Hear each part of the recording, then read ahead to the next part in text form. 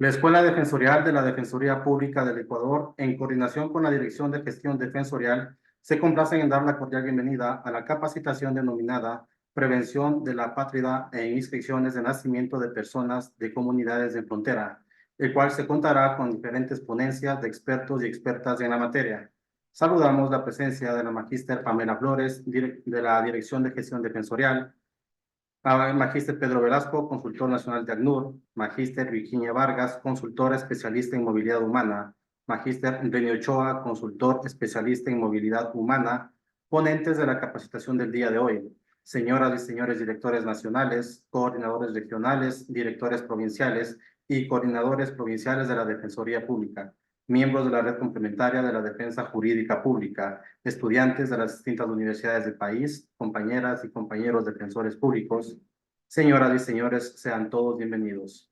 Para dar la bienvenida e inaugurar la presente jornada de capacitación, recibimos a la magíster Pamela Flores, de la Dirección de Gestión Defensorial. Bienvenida.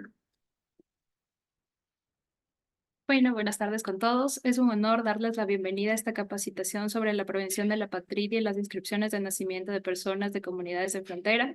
Nos complace contar con su valiosa participación en este evento, en donde estamos seguros que los conocimientos que nos compartirán hoy este grandioso grupo de profesionales serán de gran valor para todos nosotros y contribuirán significativamente a nuestro entendimiento y capacidad de acción en estos temas. La apatridia y los problemas de inscripción de nacimiento son problemas serios que afectan a muchas personas, especialmente en comunidades de frontera. Esta capacitación está diseñada para proporcionarles las herramientas y conocimientos necesarios para abordar estos desafíos de manera efectiva, asegurando que cada persona pueda ejercer plenamente sus derechos. Esperamos que esta jornada sea muy fructífera y que la información y las estrategias que se presenten aquí les sean de gran utilidad. Nuestro objetivo es fortalecer nuestras capacidades y colaborar estrechamente para garantizar que ninguna persona quede sin la protección legal que merece. Les deseo a todos una sesión muy productiva y enriquecedora. Gracias por su atención y por su compromiso en esta importante causa. Muchas gracias. Recordamos a los asistentes las siguientes indicaciones: mantener encendidas sus cámaras, silenciar los micrófonos, identificarse con nombres y apellidos, registrar su asistencia mediante el link que se enviará a los 20 últimos minutos de esta jornada académica. Reiteramos que el link es el único medio oficial de asistencia y que no se debe usar el chat para registro. Asimismo, se informa que a través del chat de Zoom se recibirán las preguntas para cada uno de los expositores, que serán leídas al finalizar las exposiciones, o a su vez solicitar la palabra alzando la mano virtual de Zoom. A continuación, damos la bienvenida a nuestro primer ponente, magíster Pedro Velasco. Él es abogado de los juzgados y tribunales de la República del Ecuador, máster en Derechos Humanos y Seguridad Humana por la Universidad Milano Bicocca de Milán, Italia, especialista de garantías jurisdiccionales y reparación integral por parte del Instituto de Altos Estudios Nacionales IAEN, admitido al programa de doctorado en Derecho por la Universidad Autónoma de México. Actualmente se desempeña como consultor nacional de movilidad humana entre la ACNUR y la Defensoría Pública del Ecuador. De esta manera, recibimos al expositor, quien tendrá 35 minutos para su exposición con el tema Definición y marco jurídico de la apatría. Bienvenido. Muchísimas gracias, Pamela. Muchísimas gracias, Daniel, por la bienvenida. En este momento voy a compartir pantalla con unas filminas que he preparado para la capacitación del día de hoy. Muy buenas tardes con todos y con todas. Eh, ¿Me confirman, por favor, si se ve la...? Sí. Adelante, Pedro. Ya, muchísimas gracias. Bueno, el tema que nos atañe el día de hoy es justamente hablar sobre la nacionalidad y la pérdida de la nacionalidad. Y comúnmente lo que se conoce como la apatridia en el mundo. La apatridia es la figura y el apátrida es la persona, es decir, que no tiene nacionalidad.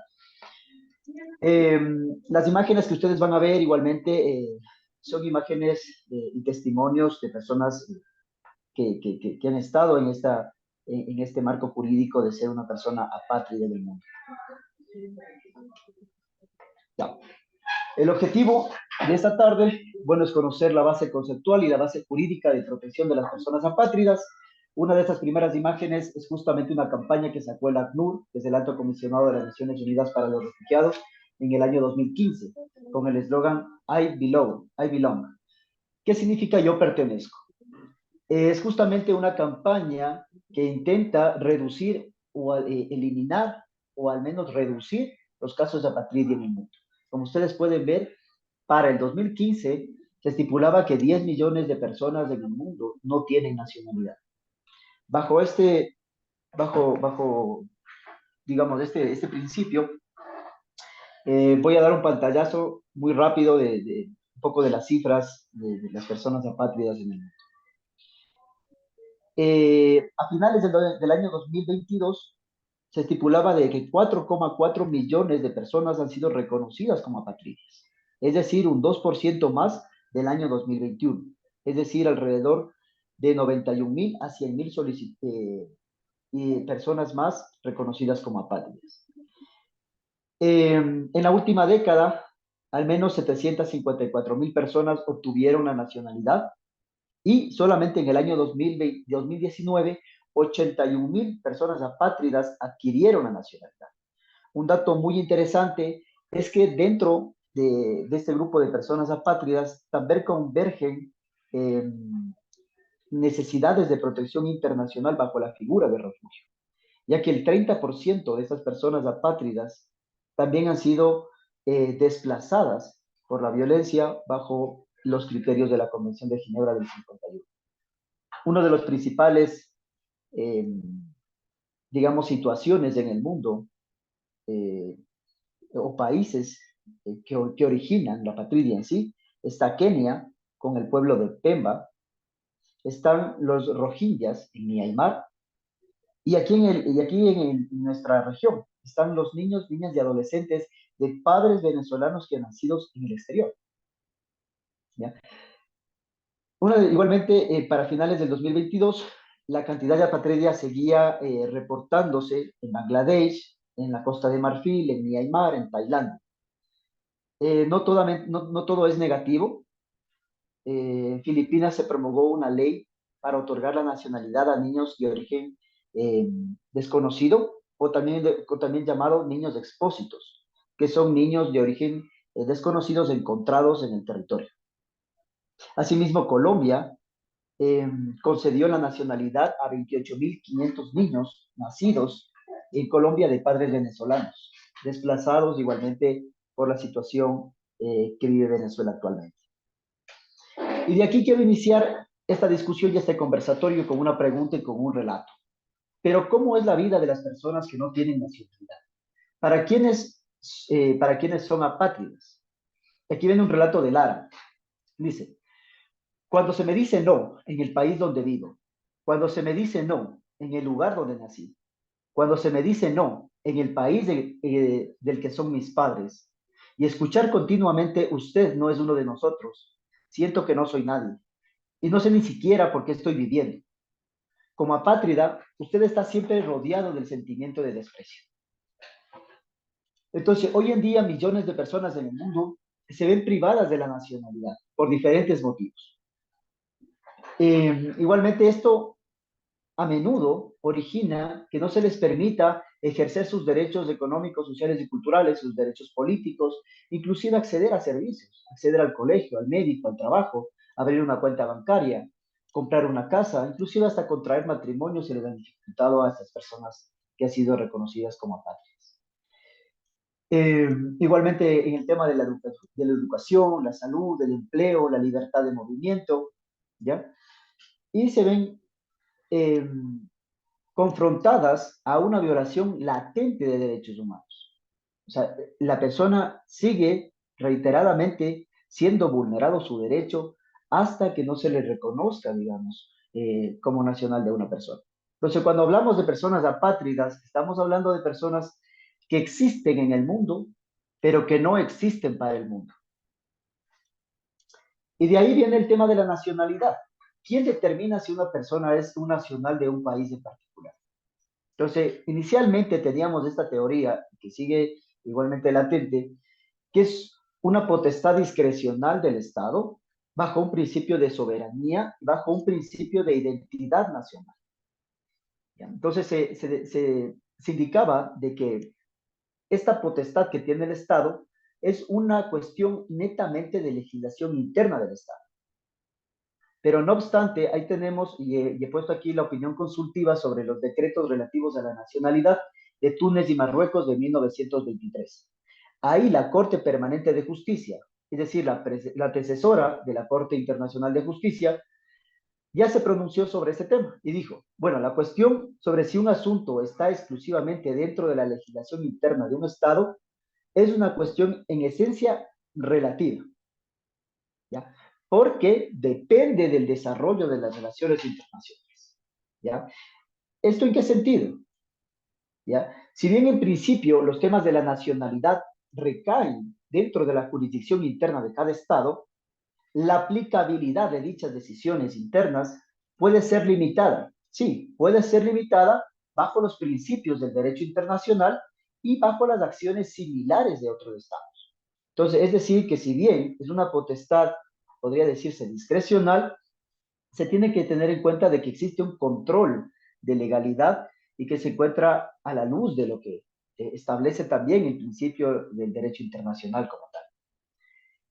Y es justamente en un segundo intento, donde 7 años después nace esta Convención de la Haya sobre ciertas cuestiones relativas al conflicto de leyes de la nacionalidad.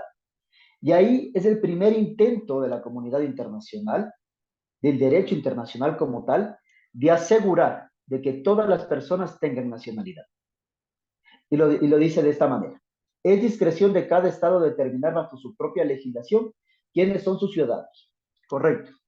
No obstante, esta legislación será reconocida por otros estados en la medida que sea compatible con las convenciones internacionales, la práctica internacional y los principios del derecho que generalmente son reconocidos respecto a la nacionalidad como tal.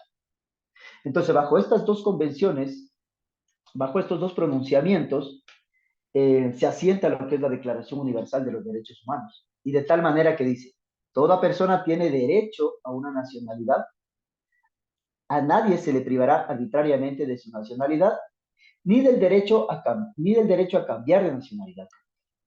Entonces, aquí igualmente vemos eh, estas dos prerrogativas, ¿no? Inicialmente, los textos iniciaban de que es una discreción del Estado, pero esa potestad discrecional, una vez que sobrepasa los umbrales de protección de los derechos humanos, o de las convenciones internacionales, o de las relaciones diplomáticas de los Estados como tal, se convierte en una decisión arbitraria. ¿Ya? Entonces, cuando la potestad discrecional se convierte en arbitraria, es justamente cuando rayan ya estos principios y estas vulneraciones a los derechos humanos como tal. Y de ahí, bueno, vamos un poco ya a definir lo que es la nacionalidad. Y para ello he citado dos casos muy importantes, que es el caso de Nottebohm, de Leinster versus Guatemala, y el caso de Castillo Petrucci y otros versus Perú, de la Corte Interamericana de Derechos Humanos. Entonces, aquí hacen dos acercamientos totalmente claros de lo que es la nacionalidad y lo que hoy por hoy tenemos en la Constitución, en el artículo 6 y 7, ¿no? Ese vínculo jurídico-político entre el individuo y el Estado. No obstante, ¿de dónde nace esa concepción o de esos conceptos? Justamente de estos dos casos. Entonces, en el primer caso, la Corte Internacional de Justicia establecía que, de acuerdo a la práctica de los estados, a las decisiones arbitrarias y judiciales y a la opinión de escritores, la nacionalidad es un vínculo legal que tiene su base en una realidad social de unión, una genuina conexión de existencia, de interés y sentimientos, junto con la existencia de derechos y de deberes recíprocos, ¿ya? Y la Corte Interamericana de Derechos Humanos, en el caso Castillo-Petrucci, establece que es el vínculo jurídico-político que liga a una persona con un Estado determinado, por medio del cual se obliga con relaciones de lealtad y fidelidad, y se hace acreedor a su protección diplomática. Y de ahí tenemos, digamos, la definición y la concepción de lo que es la nacionalidad en sí. Y vemos que existe este vínculo genuino y efectivo. Este vínculo genuino y efectivo nace de tres situaciones, que puede ser nacimiento, o residencia, o por descendencia, más conocido como el jus soli, jus sanguinis o la naturalización. ¿Ya? Entonces, el derecho a la nacionalidad está justamente basado en la existencia de este vínculo efectivo y genuino. ¿Ya? Pero, ¿qué pasa cuando no se puede demostrar este vínculo genuino? Cuando o no existe o no se puede demostrar. Ahí es cuando surge este conflicto de la nacionalidad y surge esta figura que es la patria. ¿Y qué es ser una pátrida? Una pátrida es toda persona que no es considerada como nacional suyo por ningún Estado conforme a su legislación. Y en base a esta definición, establecemos que existen dos tipos de apátrida. Los apátridas, que son de jure, y los apátridas conocidos o de facto. ¿Ya? Se entiende que la nacionalidad se adquiere de manera automática por la legislación. Como nosotros vemos en el artículo 6 y 7, es ecuatoriano toda persona que, por nacimiento o por naturalización, ¿verdad? Entonces ahí establece claramente este vínculo genuino que está establecido en una legislación y que se adquiere de manera automática. ¿Ya? Entonces son considerados apátridas de jure cuando esta decisión individual entre la existencia de un hecho y la legislación se encuentran en conflicto como tal. Entonces ahí tenemos ejemplo de los hijos de kurdos o marroquíes nacidos del suelo alemán. ¿Ya? Mientras que los considerados apátridas de facto, ¿ya? Son aquellas personas que no pueden demostrar que tienen ese vínculo genuino y efectivo con el Estado. Entonces, no tienen una nacionalidad efectiva y no disfrutan de una protección nacional. Entonces, bajo estos conceptos, nace la legislación, justamente el derecho internacional de los derechos humanos, tanto en el sistema universal de derechos humanos, en los sistemas regionales de derechos humanos, existen convenciones específicas que tratan sobre el tema de los apátridas. Y ahí el esfuerzo de la comunidad internacional se basa en dos convenciones, ¿no? Que es la del 54 y la del 61. ¿Ya? Y tiene este doble enfoque. Por un lado, lo que intenta es justamente proteger, ¿ya?, a las personas que ya fueron reconocidas como apátridas. Y por otro lado, el esfuerzo de la comunidad internacional a través de la Convención del 61 es eliminar o al menos reducir todos estos casos de apatridia. ¿Ya? Igualmente he citado la Convención de Ginebra del 51 sobre el Estatuto de los Refugiados. Como vimos en unas primeras láminas, más del 30% de personas apátridas también son desplazados por la violencia, ¿ya? ¿Y qué pasa cuando la denegación de la nacionalidad surge por un tema de persecución, por motivos de raza, religión, opinión política, pertenencia a determinado grupo social, etcétera? Entonces, ahí también se convierte en un apátrida refugiado. Y ahí prevalece lo que es el reconocimiento de la condición de refugiado como tal, ¿no? Eh, Igualmente, el derecho a la nacionalidad en los diferentes instrumentos internacionales de derechos humanos, podemos citarlo, para decirlo, en el artículo 15 de la Declaración Universal de los Derechos Humanos, artículo 19 de la Declaración Americana de los Derechos y Deberes del Hombre, en el artículo 24 del Pacto Internacional de los Derechos Civiles y Políticos, el artículo 20 de la Convención Americana de los Derechos Humanos o el Pacto de San José, el artículo 7 de la Convención de los Derechos del Niño, artículo 5 de la Convención sobre la Eliminación de todas formas de discriminación racial y el artículo 9 de la Convención sobre la Eliminación de todas formas de discriminación contra la mujer. Entonces, este es el marco jurídico donde se asienta el derecho como tal a la nación, el derecho sustantivo a la nacionalidad como tal, en el marco de los derechos humanos. Perdón, ahí. Ya, ¿siguen viendo la pantalla? ¿Sí? Sí, sí, sí se ve. Ya, correcto. Ya, y vamos a definir entonces cuáles son esas causas de la patria. ¿Qué es lo que causa la patria? Primeramente tenemos lo que es el conflicto de ley.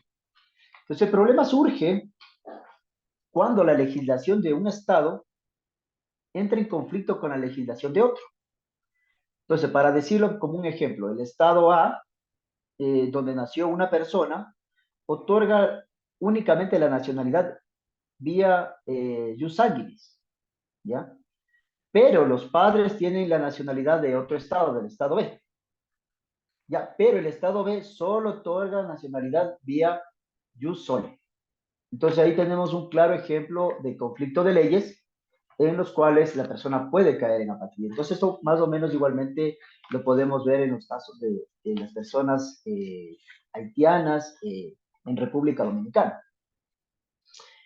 Otro de las causas de apatridia es la transferencia de territorio o de soberanía.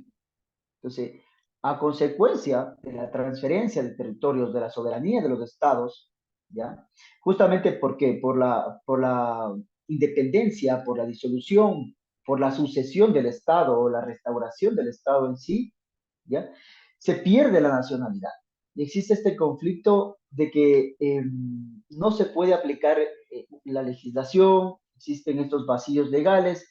Por ejemplo, uno de los casos más palpables es las personas que nacieron bajo el sistema de, de la antigua Unión Soviética, ¿ya? Que posteriormente a la disolución de ese Estado, de ese régimen como tal, ¿ya? Muchas de las personas fueron reconocidas, unas por Bielorrusia, otras por Rusia, pero hubo unas personas que también se encontraban fuera del territorio nacional durante esa transición, ¿ya? Y no pudieron ejercer en ese momento, en ese tiempo, sus derechos, por cuanto quedaron en ese tema de apatridia como tal.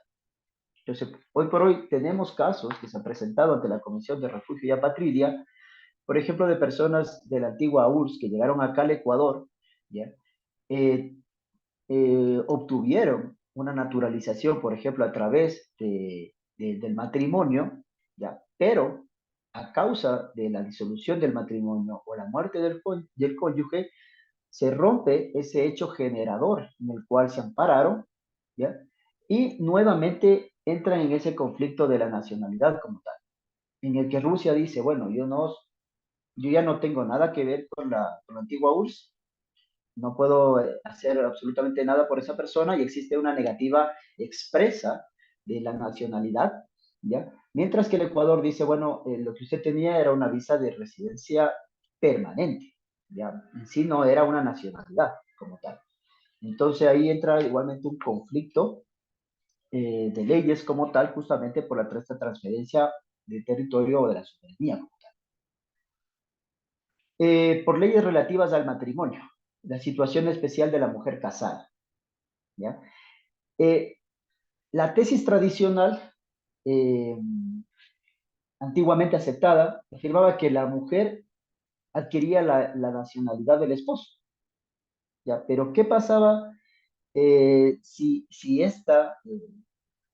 esta sucesión de nacionalidad se tardaba? ¿O qué pasaba si el esposo no tenía nacionalidad tampoco? O mucho peor, ¿qué pasaba durante la disolución del matrimonio? ¿Ya? Eh, había muchas personas que se quedaban o perdían esta nacionalidad originalmente establecida, ¿no? Entonces ahí tenemos igualmente la Convención sobre la Nacionalidad de la Mujer Casada, que establece el principio de la condición de independencia independiente del esposo. Se dispone que la celebración, la disolución del matrimonio entre unos nacionales y un extranjero no afecta la nacionalidad de la esposa, ni impedirá la retención de su nacionalidad original tampoco, ¿ya? Entonces ahí tenemos igualmente leyes que aún siguen con esta tesis tradicional, digamos como que obsoleta, de suceder la nacionalidad de la esposa. Niños, niñas y adolescentes, o sea, ¿qué pasa al momento de la falta de registro de nacimiento? La falta efectiva de la aplicación del jus solid o el jus sanguinis. La situación de los niños expósitos que se confirmaban, ¿no? Aquellos que no se sabe su origen, pero que se encuentran ya en el territorio nacional. Ya, los niños que han sido abandonados. ¿Ya? Ahí tenemos igualmente estos temas que causan la patria como tal, ¿no? En muchos de los casos es el Estado el que a través de estas prácticas administrativas eh, no generan, digamos, una rapidez en la entrega de una inscripción de nacimiento como tal. ¿Ya? No existe una denegación de la nacionalidad como tal, pero existe tal vez un retardo injustificado o tal vez una negación tácita de una inscripción de nacimiento como tal, que depende de una práctica administrativa, ¿ya? La discriminación como tal, ¿ya? Muchas de las personas no pueden adquirir la nacionalidad justamente porque tienen que enfrentarse a políticas discriminatorias encubiertas o claramente advertidas, ¿ya? Incluso toleradas y apoyadas por el Estado, ¿ya? En el cual no pueden acceder a la nacionalidad como tal. Entonces, uno de los casos más emblemáticos que veíamos aquí era el pueblo Pemba. El pueblo Pemba en Kenia se trata de un pueblo indígena, originario, digamos, de ahí de Kenia, en el cual a la conformación del Estado de Kenia dijeron, bueno, no vamos a reconocerlos porque asumimos o pensamos o presumimos que se trata de inmigrantes de Bangladesh. Entonces, el pueblo de Pemba, más o menos de unas 7.000, 8.000 personas, no han sido reconocidos bajo la nacionalidad de Kenia. Y viven no solamente, digamos, la falta de la nacionalidad como tal, sino viven una constante discriminación y prácticas lesivas a sus derechos humanos en base, digamos, a su falta de nacionalidad como tal. La desnacionalización, ahí tenemos igualmente un caso muy, muy emblemático aquí en el Ecuador, que se trata de un ciudadano cubano que fue revocada su nacionalidad aquí en el Ecuador, ¿ya? Que muy bien hubiese podido caer en ese tema de apatridia, hubiese originado también esta causa de apatridia, ya que él se enfrentó, digamos, a una desnacionalización, ¿ya? A una revocatoria de la nacionalidad sin sin el cumplimiento del debido proceso como tal, que conllevó a que él pierda la nacionalidad cubana por estar fuera del territorio por determinado tiempo, en el cual pierden automáticamente la nacionalidad, ¿ya? Y pierde también la nacionalidad por la desnacionalización aquí en el Ecuador. Afortunadamente, esta persona desafortunadamente pasó mucho tiempo en el aeropuerto sin saber, digamos, cuál era su estado en sí o qué estado quisiera recibirle como tal, hasta que logró la aceptación de un tercer estado como tal, que fue Estados Unidos quien le recibió. Esa sentencia es la 335-19 JP 21 de la Corte Constitucional del Ecuador. Por la renuncia de la nacionalidad y por la pérdida automática por el imperio de la ley, ¿ya? Entonces, estas son las causas de la pérdida de la pérdida de la nacionalidad o de la indeterminada nacionalidad que se pueda crear en este caso. Como siguiente tema tenemos los derechos y deberes de la pátrida y del refugiado, ¿ya? En cuanto a los deberes, toda persona pátrida tiene que respetar las leyes del país donde se encuentra, tiene que acatar las leyes, los reglamentos y mantener, digamos, como que el orden público. Este es un deber tanto de la pátrida como del refugiado. Y también se reconoce dentro de la Convención sobre el Estatuto de los Apátridas, sobre el Estatuto de los Apátridas de 1954, los derechos de estas personas. No obstante, lo que manifiesta la doctrina internacional es que así exista una amplia gama de derechos reconocidos a las personas apátridas, nunca va a reemplazar a lo que significa obtener la nacionalidad o la ciudadanía como tal. Ya, entonces ahí como derechos frente a los nacionales, tenemos el artículo 4, que es la libertad de practicar su religión, educación religiosa para sus hijos, el acceso a los tribunales, una enseñanza elemental, el acceso a la educación, asistencia y socorros públicos, legislación del trabajo y seguros sociales, cargas y gravámenes fiscales. Frente a las personas extranjeras, el apátrida tiene derecho igual a la asociación, a un empleo remunerado, a trabajar por cuenta propia, a ejercer una profesión libre y a la vivienda. Como compromisos de los estados, ¿qué compromisos tienen? Expedir documentos de identidad, expedir documentos de viaje y no expulsarlos a menos que existan razones para expulsarlos, ¿ya? Y facilitar su naturalización.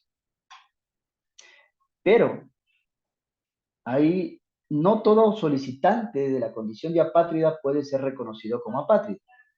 En eso estamos claros que primero tiene que demostrar la denegación de la nacionalidad como tal, y segundo también se aplicarían las cláusulas de exclusión. Las cláusulas de exclusión que son muy similares a las cláusulas de exclusión de una persona refugiada. Al ser ambos sujetos de protección internacional, también igualmente existen personas que, a pesar de considerarse apátridas, no merecen la protección del Estado. No merecen esa protección, ¿en qué sentido? ¿O por qué circunstancias? Entonces, primero porque ya recibe actualmente protección o asistencia de otro órgano u organismo de la ONU distinto al ACNUR. Entonces, en este caso, únicamente caben aquellas personas que son reconocidos por la UNRWA, que es la Agencia de las Naciones Unidas para los Refugiados Palestinos en el Medio Oriente. ¿Ya? A quienes las autoridades competentes del país donde haya fijado su residencia reconozcan derechos y obligaciones inherentes a la posesión de la nacionalidad de tal país. Es decir, que la persona apátrida, luego de cierto tiempo determinado, adquiera ya la nacionalidad de dicho Estado. Y finalmente, las cláusulas de exclusión en sentido de que haya cometido un grave delito de paz, un delito de guerra, un delito contra la humanidad, un delito definido en estos instrumentos internacionales, o un grave delito de índole no político, un grave delito común, fuera de su país de residencia y antes de ser admitido como apátrida o como solicitante de apatridia en dicho país. Y finalmente, aquellas personas que son culpables de actos contrarios a los propósitos y principios de las Naciones Unidas. En realidad, no, eh, al centrarse, digamos, en la causal 1 o 2, que es que haya cometido grave delito de paz, delito contra la guerra o un grave delito común, ya automáticamente genera, digamos, esta contrariedad a los principios de las Naciones Unidas. Recordemos que uno de los principios fundamentales de la creación de las Naciones Unidas es justamente mantener la paz y la seguridad del mundo. Entonces, eso justamente eh, recae en estas cláusulas de exclusión a aquellas personas que han cometido estos actos y que no son merecedores de la protección internacional. O sea, es decir, que a pesar de que no tienen nacionalidad, no son merecedores a la protección del Estado por haber incurrido en estas cláusulas de exclusión. Finalmente tenemos la Convención de 1951. O sea, vimos el primer enfoque de la Convención sobre el Estatuto de los Apátridas del 54, que tiene como fin la protección de los apátridas ya reconocidos aquí en el Ecuador, o reconocidos en el mundo. Y tenemos la otra convención, la Convención de 1951, que tiene como finalidad eliminar o reducir los casos de apatridia. Entonces, ¿cuáles son las opciones que propone esta convención? O sea, por nacimiento establece el jus soli, jus sanguinis y los niños expósitos. Niños expósitos, aquellos que ya se encuentran en el territorio, pero que no tienen, no se han podido considerarse o este vínculo efectivo y genuino como tal. O sea, no existe ninguna evidencia, no existe nada que pueda explicar, digamos, la nacionalidad o la presunción de la nacionalidad o nacimiento de niño como tal. Por opción o naturalización, ¿ya? Por naturalización de extranjeros que hayan residido habitualmente por un periodo fijado en el territorio nacional y cumplan con los requisitos establecidos en la ley interna. Entonces, otra forma de adquirir la patridia y digamos, la obtención de la nacionalidad por opción, ¿ya? Que personas que nacieron fuera del país, de padres que tienen la nacionalidad del Estado, cuando optaren por ello dentro del marco de lo establecido por las reglamentaciones nacionales. Entonces, básicamente es aplicar el jus sanguinis de personas, digamos, por ejemplo, tomando el ejemplo del Ecuador, de niños ecuatorianos nacidos en el exterior, de padres ecuatorianos. Entonces, estas son las vías que establece justamente esta Convención de la Patria para eliminar esto. ¿Por qué es importante, digamos, el acceso a la justicia de las personas apátridas como tal? Y mucho más de tener este enfoque de niñez. ahí vamos a ver que la identidad jurídica, o sea, es la base a partir de la cual los niños pueden tener una nacionalidad. Evitar el riesgo de apatridia y pedir protección contra la violencia y la explotación. ¿Ya? El tener documentos acreditativos de la edad son necesarios para prevenir el trabajo infantil, el matrimonio infantil o el reclutamiento de menores en las fuerzas armadas o fuerzas beligerantes, o grupos armados como tal. Entonces, por eso es muy importante reconocer eh, o trabajar en el tema de la prevención de la apatridia con este enfoque de niñez exclusivamente. Hasta aquí mi exposición. Quiero agradecerles mucho por el espacio y por el tiempo. Muchísimas gracias. Agradecemos la importante intervención del magíster Pedro Velasco. A continuación damos la bienvenida a nuestra segunda ponente, magíster Virginia Vargas. Ella es máster en Derechos Humanos, Democracia y Globalización, con especialización en Derechos Humanos y Colectivos Especialmente Vulnerables, por la Universidad Oberta de Cataluña. 12 años de trayectoria en asuntos migratorios, movilidad humana y protección internacional. Actualmente es consultora especialista en movilidad humana para la Defensoría Pública de la provincia de Esmeraldas. De esta manera recibimos a la expositora, quien tendrá 35 minutos para su exposición con el tema Procedimiento de determinación de la condición de apatridia en el Ecuador. Bienvenida. Muy buenas tardes, gracias por la bienvenida. Reciban un saludo fraterno desde la zona frontera norte del Ecuador, en la provincia de Esmeraldas. Vamos a partiendo de cómo iniciamos el procedimiento de determinación de la condición de apatridia en el Ecuador. Vamos a ver la siguiente temática. Vamos a conocer, base a la normativa nacional sobre apatridia y el procedimiento, que está sobre todo basado en la Ley Orgánica de Movilidad Humana y el Acuerdo Ministerial 006, donde es el instructivo para la determinación de la condición tanto de refugio como apatridia, y la sentencia 2185-19 de la Corte Constitucional y las garantías del debido proceso. Entonces, esto como base para iniciar este patrocinio a que fuera lugar o necesario entre nosotros. Entonces, partiendo de este primer abordaje, es esencial y sumamente útil partir de este enfoque de interseccionalidad. Es una herramienta súper esencial y muy dinámica para el acceso a la justicia.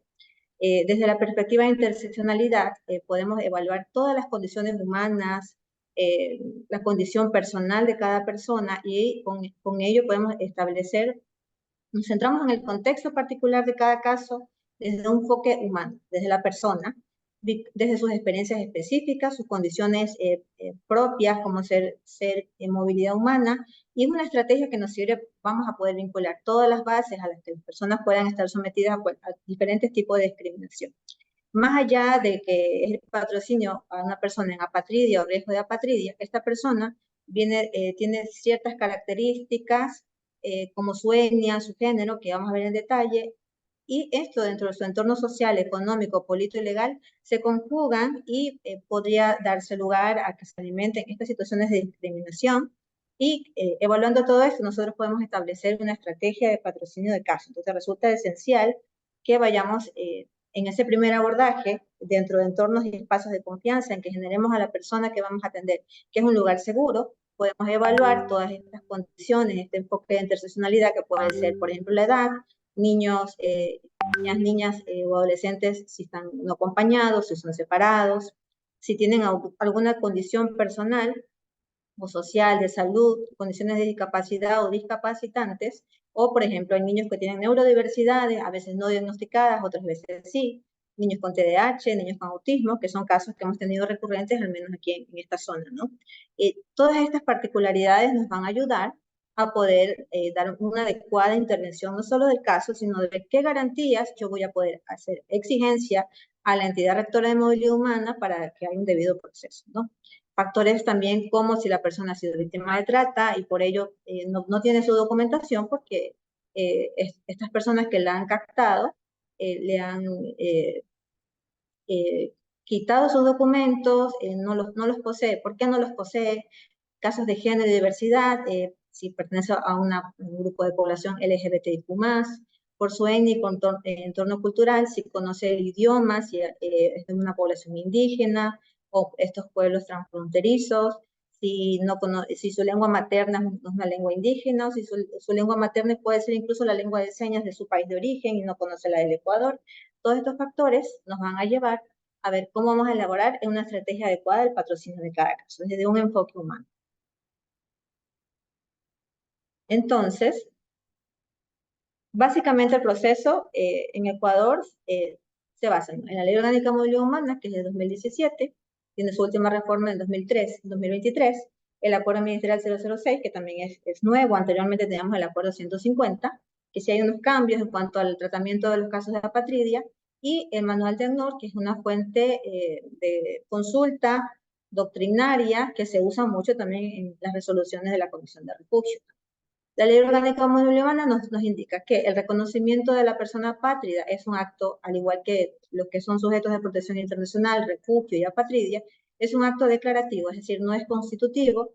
El Estado reconoce la condición que ya existía anteriormente. La persona sale de su país bajo esta situación en la que necesita el reconocimiento por apatridia, pero el Estado la reconoce. O sea, es un hecho que ya existía y que el Estado analiza su reconocimiento, ¿no?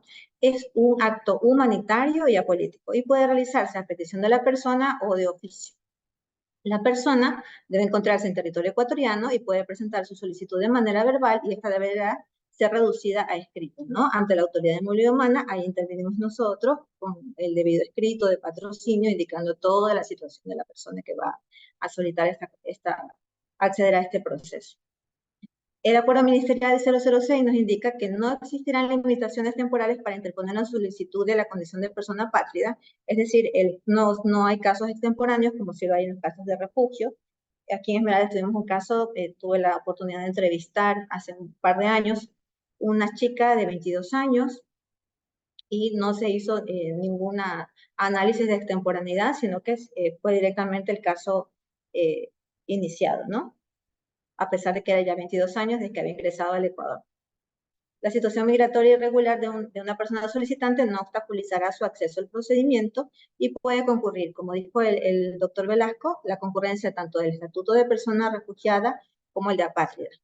Y en ese análisis se puede resolver en una resolución motivada ambas condiciones. En el caso de las chicas que les estoy citando de Esmeraldas, en la misma resolución se estableció el análisis tanto de refugio como de su condición de apatrida en un solo acto administrativo.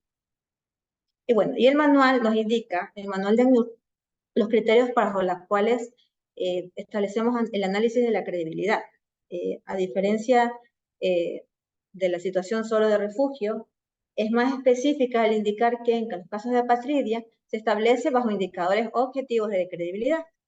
Por ejemplo, qué tan específico y suficientes son los detalles que proporciona, a excepción de los casos de los niños, niñas y adolescentes que por su condición de niños podrían no saber o no recordar, o el caso de los niños expósitos que hablaron en la intervención anterior, en la que él desconoce su origen y no se le podría exigir suficiencia de detalles.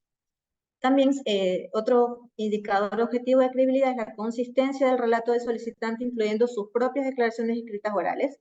Esto se puede traducir en una credibilidad interna y la consistencia de estas declaraciones del solicitante con las de los testigos o familiares, con la información del país de origen. Esto se puede establecer como una credibilidad externa, ¿no? Se compara lo que está declarando con todos los hechos, ¿no? ¿Qué dice la información en el lugar donde él dijo que era originario? Además, se establece también la plausibilidad de las declaraciones que otorga la persona. Entonces, hay 4 fases dentro del procedimiento ya establecido en el Ecuador, iniciando por la recepción de las solicitudes, según la Ley Orgánica de Movilidad Humana. Esta debe ser inmediata y se reducirá a escrito. ¿Qué quiere decir inmediata? En el momento que llega la persona, debemos de, cuando estamos en este patrocinio, que sea inmediatamente la entrevista, el análisis del caso y la carpeta sea ingresada inmediatamente, no que una cita, no esperar. Como ya les digo, el caso con Esmeralda, en el momento que llegó la persona, se inició el caso en ese momento, se le entrevistó en ese momento, fue un proceso expedito que contará con una entrevista de admisibilidad y una decisión inmediata. Es decir, ese mismo día se le notificó que estaba admitido su caso y como consecuencia de la admisión, les voy a enseñar más adelante garantizando la confidencialidad del caso, los documentos que se obtuvieron en este caso. Entonces, si el caso es admitido, se procede a una entrevista de elegibilidad. Afortunadamente, Ecuador está aplicando una entrevista unificada al momento, bueno, desde hace 2 años, en la que en una sola entrevista tratan de recabar toda la información necesaria para el análisis del caso. Admitida a trámite, pues se emitirá la visa humanitaria de 180 días como solicitante de protección internacional. Aquí también aplica, al igual que en el caso de refugio, los criterios de admisibilidad. Si el caso es inadmitido, por estas 2 circunstancias, que puede ser por ser una solicitud manifiestamente infundada, que es cuando las razones planteadas que fundan la solicitud no guardan relación con los elementos de la definición de la Convención o de la Ley Orgánica de Movilidad Humana, y puede haber también en su análisis solicitudes fraudulentas, es decir, donde hay elementos que conlleven engaño o que contradicen información recabada del país de origen, o se pretende engañar a la administración, se intenta cometer un fraude, o también cuando hay casos en que la persona invoca la necesidad de protección internacional, sin embargo lo hace para evadir la acción de la justicia ordinaria del último país donde vivió o de su es originario. Entonces, luego se procede con el análisis del caso, se emite siempre un informe técnico y se remite el expediente a la Comisión de Refugio en Quito, que actualmente cuenta con 3 miembros, ¿no? Que ellos son los que van a tomar la decisión. Entonces, toda la información que se proporciona en el procedimiento es susceptible de verificación posterior o verificación ex post. Es decir, la persona dijo y se le otorgó el estatus de persona apátrida, pero resulta que después aparecieron documentos, apareció la familia verdadera. Entonces, hay una verificación posterior, ¿no? Porque la declaración de la entrevista constituye una declaración ante autoridad pública. Luego ya en la fase resolutiva, la Comisión de Refugio, si es aceptada esta petición, se otorga una residencia temporal de 2 años y puede acceder a la cedulación. Como les voy a mostrar más adelante, el registro civil, desde la emisión de la Ley Orgánica de Movilidad Humana, se estableció que debía otorgar una cédula de residencia temporal de 2 años también a las personas en apatridia, pero no tenía habilitado el sistema. Entonces, aquí en Granada se hizo una incidencia para que procedieran a activar en el sistema. Ya más adelante les voy a enseñar cómo es una cédula de personas apátridas actualmente en el Ecuador. Si la solicitud es negada, pues se garantiza el derecho a recurrir. En caso de negativas, vía administrativa, agotando la instancia administrativa, pues también podría darse vía judicial. Y cuando se tratan los casos de niños, niñas y adolescentes, se notificará a la Defensoría Pública para que represente al menor directamente. Y la Autoridad de Movilidad Humana pues cancelará en el mismo acto la visa humanitaria si es que está negada. Pero, como sabemos, al interponer los recursos pertinentes, devuelve al estado anterior y podemos, hasta que se resuelva el recurso de apelación, tener otra vez la visa humanitaria. Vamos a ver un video, una sentencia muy importante de la Corte Constitucional, que es la 2185-19 y acumulados, en la que se evidenció en Ecuador un avance jurisprudencial en el que cuando se trata de inscripciones de nacimientos de hijas e hijos de adolescentes migrantes, ¿qué garantías deben haber para prevenir el riesgo de apatridia en nuestro país? Entonces, me confirman si se escucha el audio, si no les... Registro del nacimiento de hijos e hijas de madres adolescentes no Se escucha. acompañadas en situación de movilidad humana. Caso número 2185-19-JP y acumulados. En 2019, varias adolescentes embarazadas de nacionalidad venezolana salieron solas de su país e ingresaron al Ecuador. Durante su estancia en territorio ecuatoriano, las adolescentes dieron a luz a sus hijas e hijos en varios hospitales públicos, principalmente de las ciudades de Tulcán, Latacunga, Quito y Cuenca. Posteriormente, cuando las adolescentes intentaron registrar el nacimiento de sus hijas e hijos, el Registro Civil del Ecuador les negó la inscripción. Esto debido a que no estaban acompañadas de sus representantes legales, tal como lo establece el artículo 24 del Reglamento a la Ley Orgánica de Gestión de la Identidad y Datos Civiles y del Procedimiento de Inscripción o Registro de Nacimientos, que señala: aquel progenitor menor de edad que inscriba o reconozca a un hijo deberá estar acompañado por su representante legal.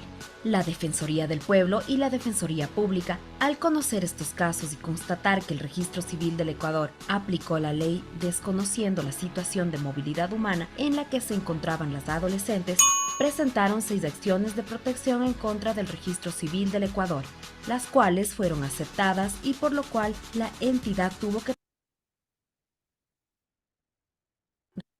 Como vimos en esta sentencia 2185, que es del año 2021, la Corte Constitucional establece parámetros para prevenir el riesgo de apatridia aquí en el Ecuador. Indica la Corte que la apatridia genera por sí una condición de extrema vulnerabilidad, como hablábamos al principio.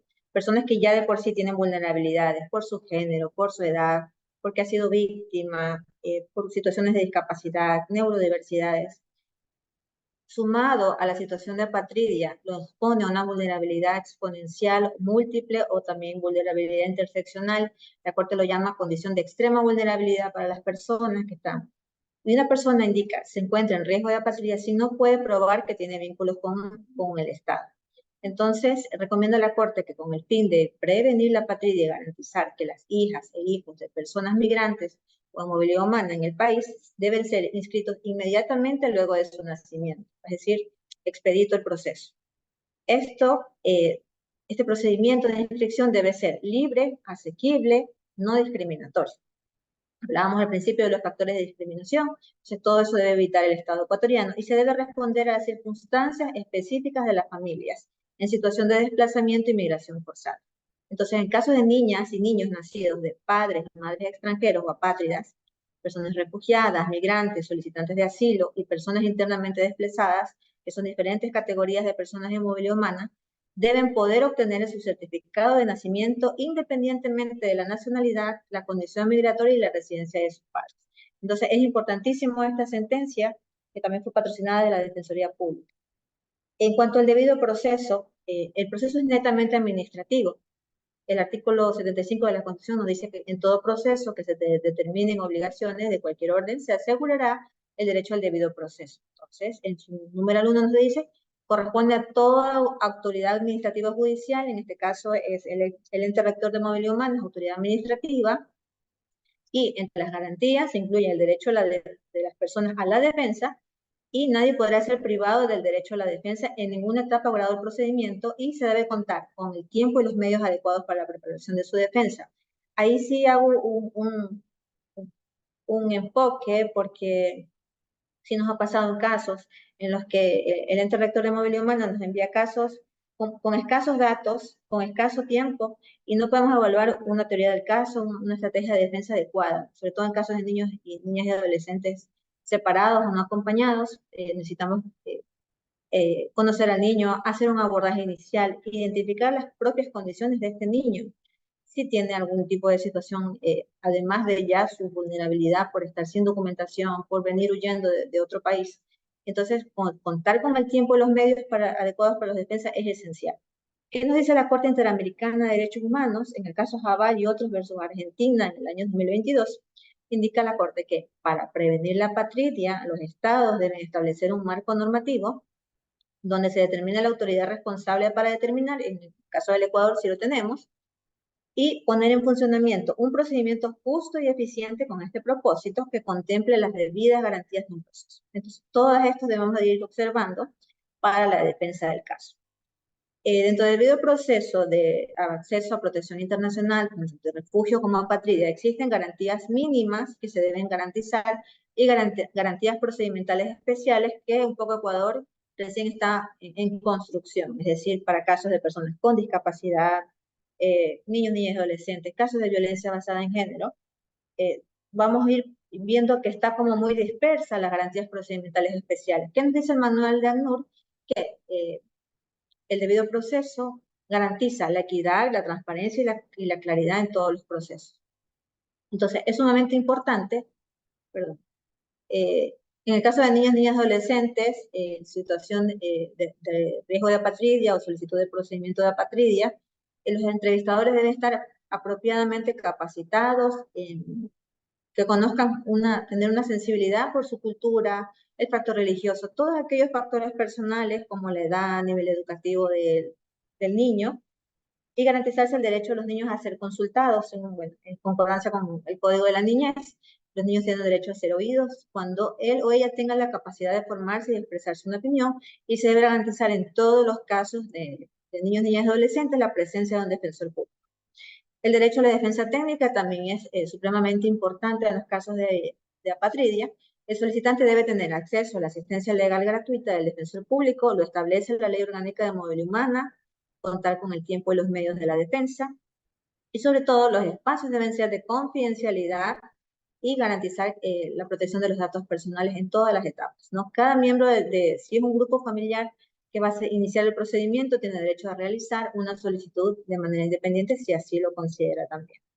Y el derecho a recurrir de administrativa judicial, como sabemos en varias sentencias la Corte Constitucional ha establecido que para los casos de movilidad humana, la vía eficaz e idónea es la acción de protección. La carga de la prueba en casos de apatridia es compartida, salvo el caso de los niños, niñas y adolescentes, en los que ellos no pueden, ni siquiera pueden conocer su origen, no pueden demostrar carga de prueba documental.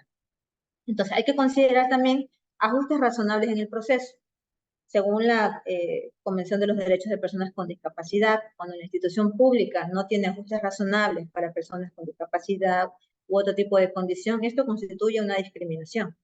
Entonces, tomar en consideración las necesidades específicas de cada persona que vamos a patrocinar dentro de enfoque, género, edad, diversidad y otros elementos de interseccionalidad que vimos al principio, porque, por ejemplo, hay personas que pueden requerir asistencia psicológica. Hace poco tuvimos un caso de una mujer adulta, pero tenía autismo y necesitaba un acompañamiento por su propia condición, tanto psicológico como legal.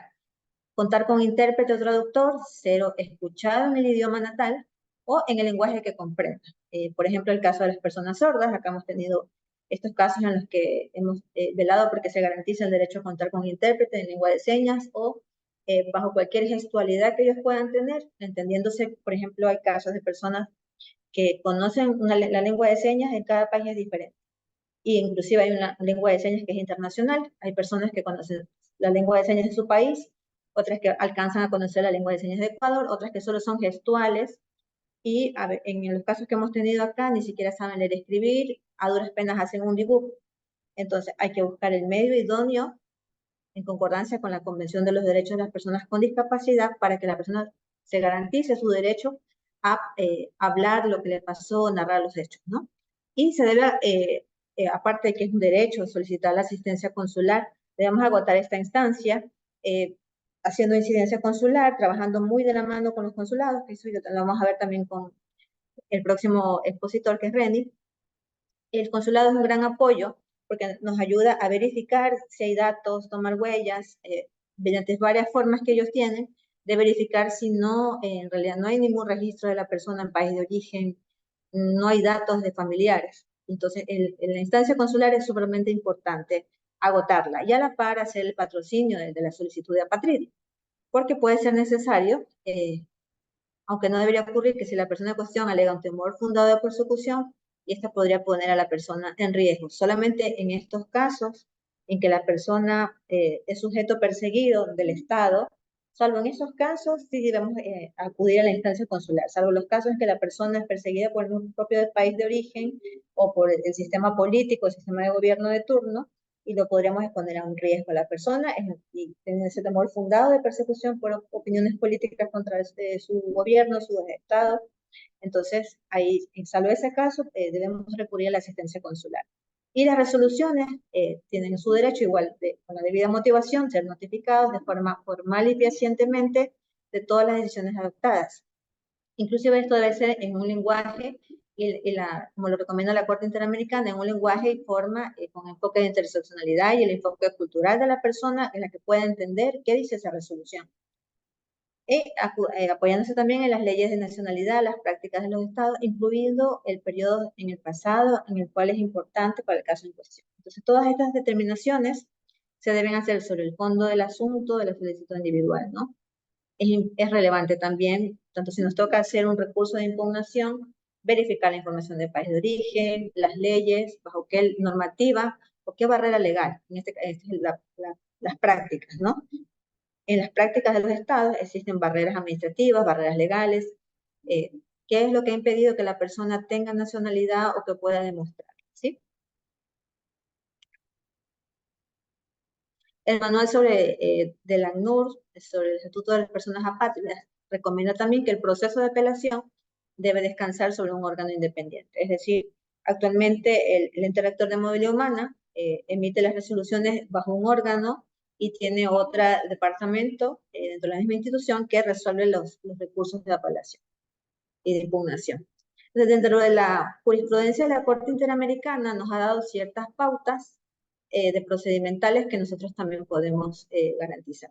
Por ejemplo, la obligación de los estados, en el caso Jabal versus Argentina, que tienen los estados de garantizar a todo niño o niña la asistencia jurídica a través de los servicios estatales gratuitos en todo el proceso, que eso sí lo aplicamos en el Ecuador, y establece en esta sentencia un test interamericano aplicable a procedimientos de la privación de la nacionalidad, en 5 pasos. ¿Qué dice la Corte? Que se debe respetar el principio de legalidad cuando vayas a privar de la nacionalidad a una persona, que este proceso no sea discriminatorio, que se debe prevenir la apatridia, es decir, Ecuador actualmente, antes de cerrar la nacionalidad de una persona, se asegura de que esta persona tenga otra nacionalidad. Antes de hacer una declaración de nulidad de nacionalidad ecuatoriana, se asegura, el registro civil debe asegurarse de que esta persona tiene otra nacionalidad y que no va a devengar esta decisión en apatridia. Cuarto, que se debe evaluar la proporcionalidad de la medida de privación y se debe respetar las garantías del debido proceso, brindando garantías especiales de protección a niños, niñas y adolescentes.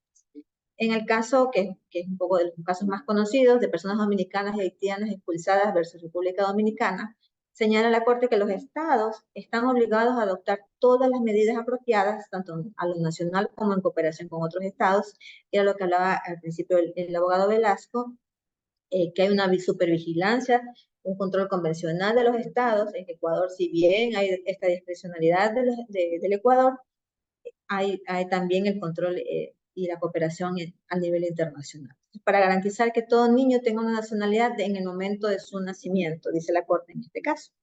En el caso de las niñas Yan y Bosico versus República Dominicana, que también es bien famoso, señala que el Estado debe prestar especial atención a las necesidades y los derechos de las presuntas víctimas en consideración a su condición propia, ¿no?, de niñas. En el caso de las mujeres, porque pertenecen a un grupo en una situación especialmente vulnerable. Entonces, da un enfoque de género a los casos de apatridia. Entonces, desde aquí vamos viendo cómo los factores interseccionales son sumamente importantes para los casos. Hay una resolución que es relativamente nueva, de diciembre de 2023, de la Corte Interamericana sobre el derecho a la nacionalidad, prohibición de privación arbitraria de nacionalidad y la apatridia. En su sección sexta nos indica qué garantías de debido proceso el Estado debe contar, ¿no? Sobre todo el proceso legal, incluido en los casos de niños, niñas y adolescentes. Establece que los estados deben contar con procedimientos oportunos, simplificados, y que se debe flexibilizar la exigencia documental, establecer garantías tales como, dentro del inicio del procedimiento, garantizar que los procedimientos sean accesibles, sencillos y rápidos, que permitan la evaluación individual, equitativa, transparente y efectiva. La difusión de la información, tienen derecho a información desde el inicio del procedimiento, la persona que peticiona ante la Autoridad de Movilidad Humana, y debe haber un enfoque de interseccionalidad e interculturalidad, que es lo que más hemos recalcado, y respetar el principio de la carga de la prueba compartida. Entonces, tanto la persona solicitante como las autoridades del Estado examinador deben cooperar para obtener la prueba y establecer los hechos, siempre respetando el principio pro homine o pro persona. El Estado debe implementar mecanismos de cooperación y considerar los impedimentos administrativos o legales, es decir, las barreras en la obtención de documentos que puedan tener las personas. Tenemos un caso real en Colombia, en el que, bueno, ya el próximo profesor va a hablar un poco más ampliamente de eso, en la que suelen haber barreras en la obtención de documentos, ¿no?, fuera del país de origen. Y todas estas situaciones debemos analizar para la prevención de la situación de riesgo de apatridia. El Estado debe adoptar políticas de hospitalidad, de no discriminación y fortalecer la integración local de las personas desde un enfoque de diversidad e interculturalidad, ¿no? Recalcando que las personas en apatridia vienen a dar un aporte positivo a las comunidades de acogida. Y debe respetar y preservarse el principio de unidad familiar de la persona apátrida. Como en Esmeraldas hemos tratado de establecer, en buscar redes familiares, hacer contacto mediante el consulado, de las personas que nos indican que están solas o que algún familiar podría localizarse a través del consulado. Y la interrelación entre el estatus de refugio y la apatridia indica la Corte Interamericana en esta resolución que si bien los estados, cuando identifiquen que una persona puede ser considerada refugiada y apátrida a la vez, debe brindarse este asesoramiento de información desde el inicio del procedimiento, ¿no? Información adecuada, acorde a la lengua materna que tenga la persona solicitante, y los casos deben ser referidos a las opciones legales disponibles, ¿no? Y para las vías para la representación de ambas solicitudes se pueden hacer. Actualmente la plataforma GovBC te hace solicitar refugio o apatridia, pero se pueden evaluar y otorgar ambas solicitudes en un solo procedimiento. Ahí viene la importancia de los patrocinios. Ahí podemos argumentar en un buen escrito fundamentado por qué estamos pidiendo ambas condiciones. Estos son dos casos reales que ocurrieron en el Ecuador. El uno fue reconocido y el otro no. Un poco para su análisis, por ejemplo, en el primer caso, que es del año 2010, una persona apátrida reconocida, en este caso era un niño no acompañado de 14 años, que provenía de Brasil, Sao Paulo, estuvo viviendo en otros países sin ningún tipo de documento, un niño que no sabía su origen, no está seguro de su nombre, solo tenía pocos recuerdos, que vivió en Nueva York con una familia de 5 personas. Por eso es que en estos casos de los niños, no puede exigírsele una credibilidad completa que narre detalladamente los sucesos, porque muchas veces ellos los desconocen por la edad, por el desarrollo cerebral también de los niños, por condiciones particulares que tienen los niños. A veces, bueno, a mí me ha tocado a veces niños con TDAH, con autismo, con epilepsia. Hay muchos factores que alteran también la memoria de los niños.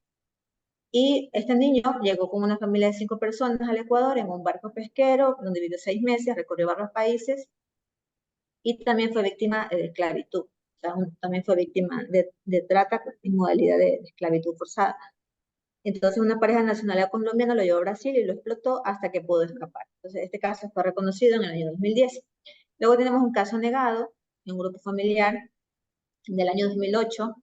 Era un solicitante, su esposa, eran oficiales militares de Rusia, tenían fundamentos políticos de que no querer combatir contra los pueblos de la antigua Unión Soviética, que era uno de los casos que se hablaba al principio, en el que por reconfiguración de los estados, este es el caso de la antigua Unión Soviética, no se le reconoció la ciudadanía rusa una vez que se desarticuló la Unión Soviética. Entonces esta persona estuvo en República Dominicana, pero de allí tuvo que salir de aquel lugar, ya que en ese país no firmó la convención del Estatuto de Apátridas hacia la fecha del 2008, y tampoco podía volver a Rusia ni a República Dominicana porque su vida peligro. O sea, es un claro ejemplo de refugiado apátrida, pero lamentablemente no fue reconocido en el Ecuador. Este es el caso que hemos tenido acá en Esmeraldas, una persona reconocida.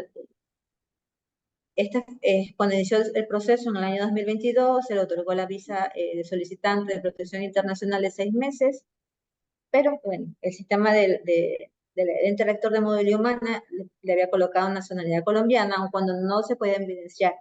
Era una persona ya de 24 años que entró de bebé al Ecuador, presuntamente, un caso súper antiguo, que nunca había podido acceder a ningún tipo de reconocimiento ni de refugio ni de apatridia, y fue admitida de manera inmediata, entrevistada súper de manera rápida, pero hubo esta traba, ¿no? Que el sistema no tenía habilitado para ponerle sin nacionalidad o en apatridia.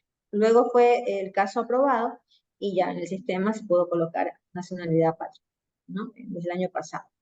Luego pasó al proceso de cedulación con el registro civil.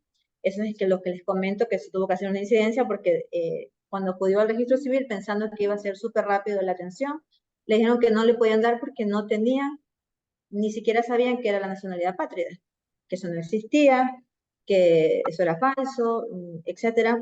La realidad era que no tenían habilitado el sistema para tal, a pesar de que la ley le facultaba, porque no es un caso tan común. Existen muy escasos casos en el Ecuador que se hayan reconocido como personas apátridas en lo que es la historia del Ecuador. Entonces, es una incidencia a través de los defensores públicos y habilitaron el sistema la acción de nacionalidad apátrida. Un poco para reflexionar sobre estos casos, no basta con interponer la solicitud de protección internacional cuando vamos a patrocinar, acompañar estos casos. El análisis de cada caso debe sujetarse a las garantías del derecho a la defensa consagrados en la Constitución y a los indicadores y estándares nacionales e internacionales, como vemos aquí, son ciudadanos del mundo, pero que el mundo debe acogerlos y reconocerlos como parte de sí. Entonces, ese sentido de pertenencia que puede a veces no tenerse. Solo de esta manera se garantiza el pleno ejercicio de derechos y de procedimientos administrativos justos. Lo que hemos observado también mucho en los casos que hemos tenido desde acá en frontera es esa falta de afectación psicológica por su situación. Incluso hemos evidenciado problemas familiares porque sienten que es por su familia que no tienen estos documentos, que no tienen una nacionalidad, sienten que se sienten excluidos socialmente. El caso de la chica de Esmeraldas, incluso tuvo que dejar el colegio porque le dijeron ya no venga porque no tienes documentos, no te vas a poder graduar.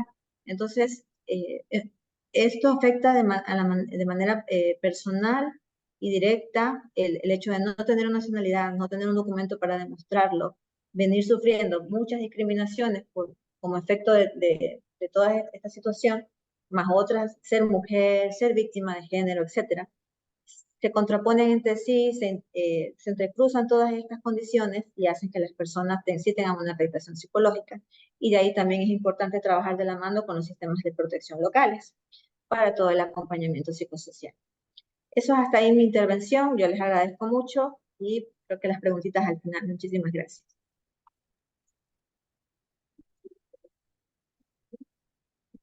Agradecemos la importante intervención de la magíster Virginia Vargas. Finalmente damos la bienvenida a nuestro tercer ponente, magíster Reni Ochoa.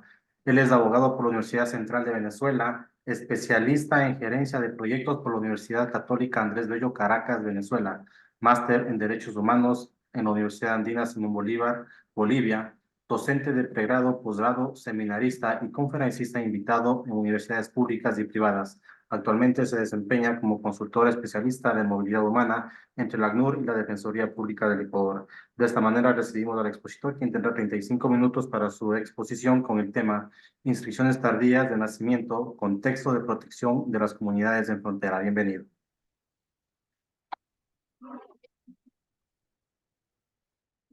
Muchas gracias a todos y todas, a mis antecesores, colegas, felicitaciones por esa ilustre y magistral ponencia. Voy a dar continuidad entonces voy a compartir en este momento.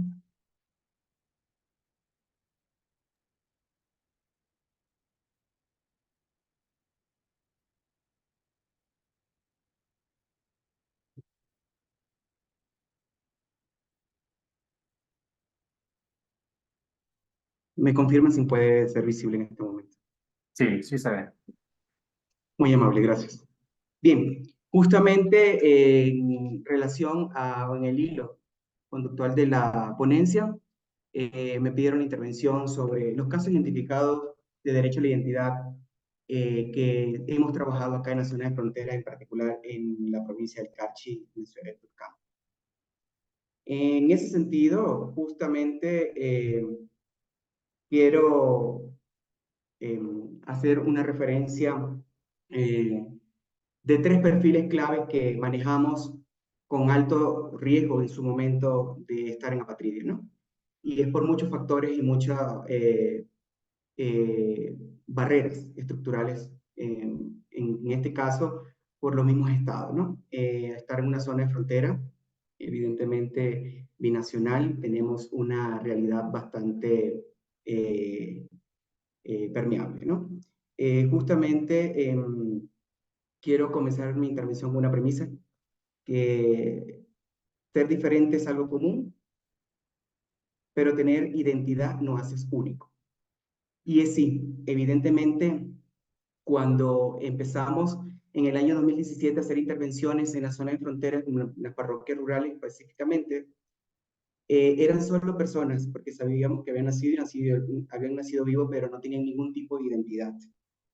Si bien se da un tratamiento integral desde un enfoque de derechos humanos diverso, entrábamos en cómo nosotros hacer valer el acceso a derechos y servicios. Y sí, efectivamente, la diversidad no era solamente suficiente para nosotros determinar quién era cada una de las personas que estábamos atendiendo. porque hablar de una identidad es hablar de una individualidad, de ser único. ¿Ok? Indican si se va pasando la presentación porque tengo retrasos con el internet.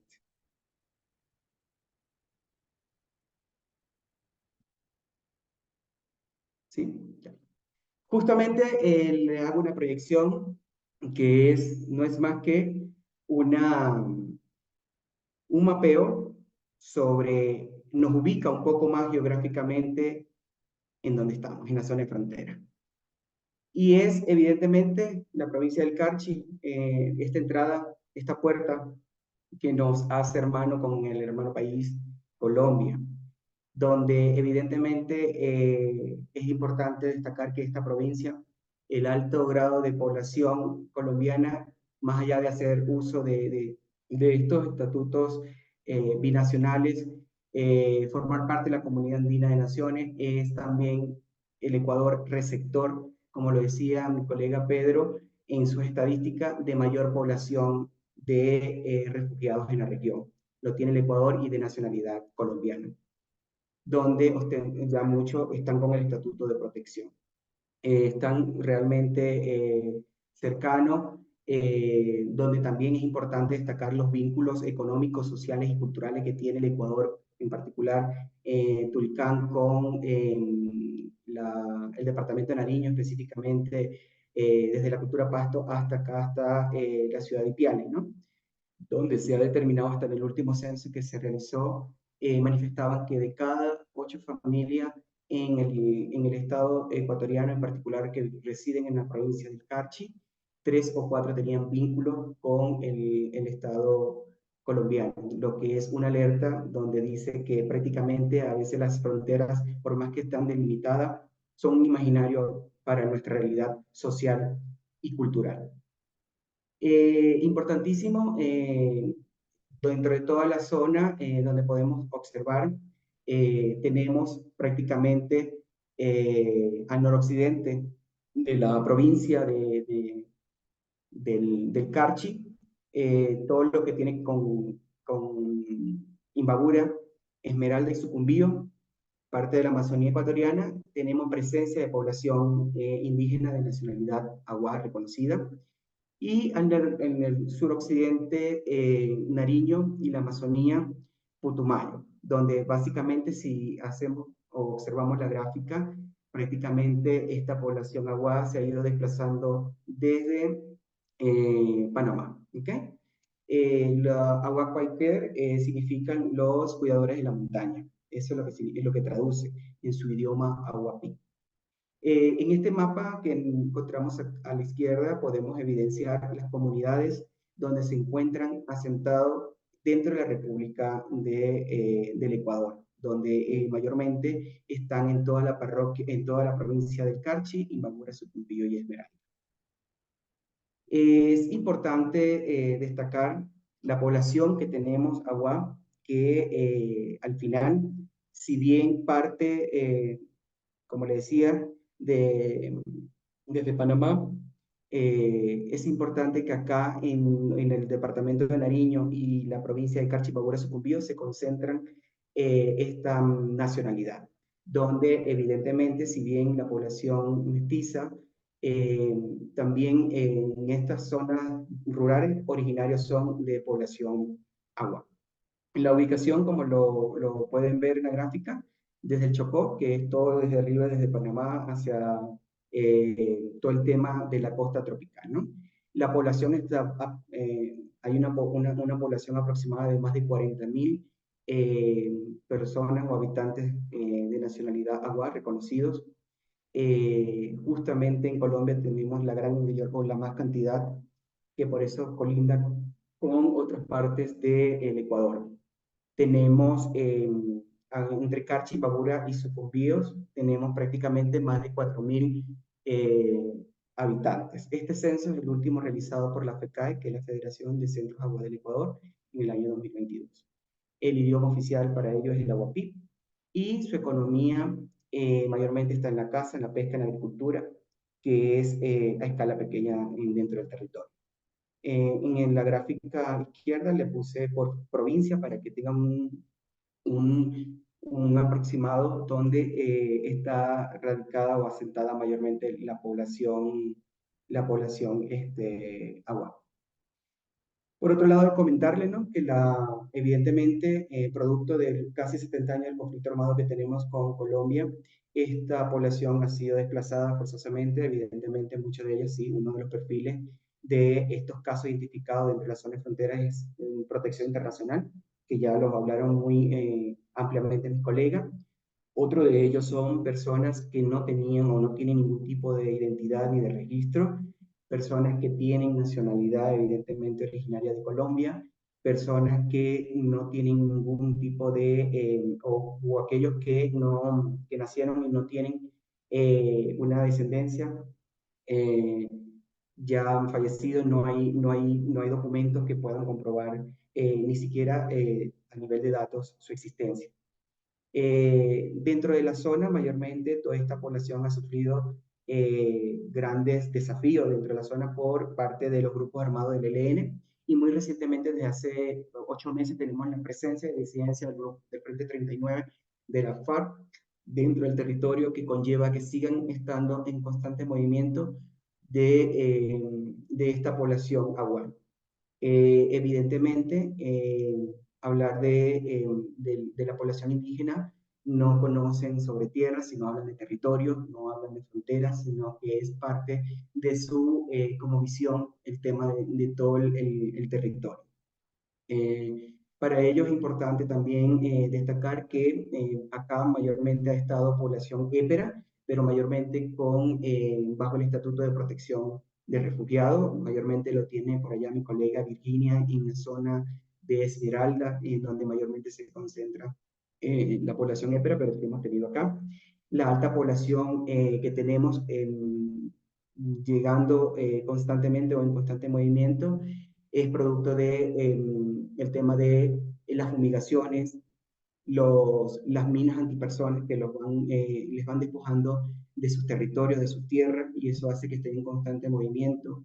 Los reclutamientos de niños y adolescentes, los reclutamientos a la población.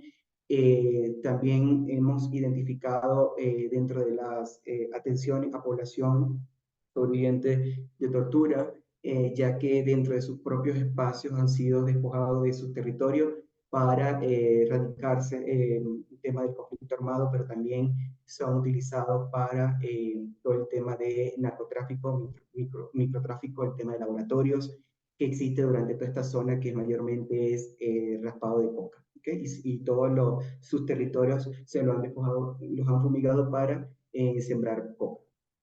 Por otra cosa súper importante de conocer acá el contexto local es que evidentemente tenemos una realidad que era bastante desafiante para el Estado, porque para la zona donde se encuentra ubicada la población agua colombiana o ecuatoriana o ecuatoriana, es importante que se conozca que la institucionalidad no estaba.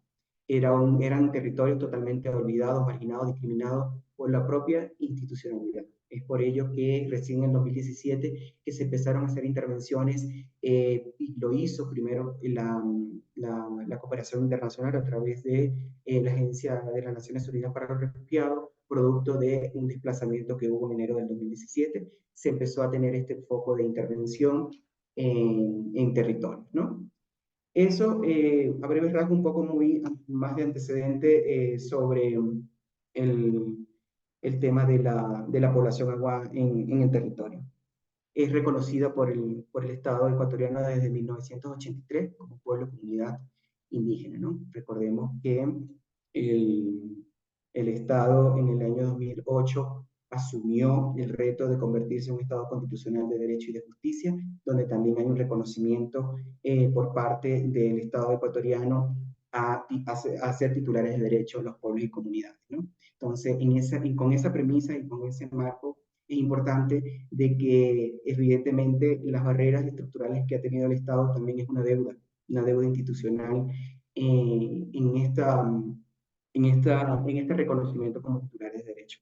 Es importante destacar que evidentemente, como lo manifestaban mis colegas, hablar de la nacionalidad, ¿no? Los alcances que tiene la nacionalidad ecuatoriana, o sus diferencias o su amplitud de hablar de una nacionalidad, que es muy diferente a una identidad. Que si bien se genera un vínculo jurídico-político, la identidad es el proceso donde se individualiza a la persona dentro de un país, ¿no? Evidentemente, no vamos a enfrascarnos un poco sobre los tipos de nacionalidad, porque ya lo habían conversado anteriormente, pero sí justamente quiero hacer referencia en donde el alcance de esta nacionalidad tiene una dimensión dentro de su propia identidad, ¿no? Y es cuando hablamos de las inscripciones ordinarias y las inscripciones extraordinarias, ¿no? Justamente cuando hablábamos de los tipos de nacionalidad, hablábamos también de cómo el proceso que se debe llevar a cabo durante un Estado para poder generar este vínculo. El Estado ecuatoriano, a través de su Dirección General de Registro Civil, tiene dos vías, ¿no? Evidentemente la vía administrativa, que es la vía ordinaria prácticamente, donde se hacen las inscripciones de nacimiento de los niños y niñas o que hayan nacido dentro del territorio dentro de los primeros 90 días, y que posterior a ello, de esos 90 días, el día 91, hablamos de inscripciones extraordinarias. Sin embargo, el proceso de inscripciones ordinarias son netamente administrativas, se hace solo con la mera presentación. Si el parto fue en un centro hospitalario, se hace la presentación de el nacido vivo y el informe estadístico, que ya básicamente a los 3 días se ordena al registro civil de que se haga la inscripción respectiva. Sin embargo, en el caso de las inscripciones extrahospitalarias, se hace únicamente con la presentación de 2 testigos, siempre y cuando sea un niño, niña o adolescente, dentro de esos lapsos de los primeros 18 años. Bueno, 17 meses, 17 años, 11 meses y 30 días. En ese sentido, si ya es mayor de edad, hablamos entonces de una inscripción extraordinaria, que también la conocemos a nivel que únicamente se haría cuando es adulto, se conoce a nivel judicial como inscripciones tardías. Evidentemente, justo este era el segundo perfil de los casos que nosotros hemos atendido dentro de todo lo que es la frontera.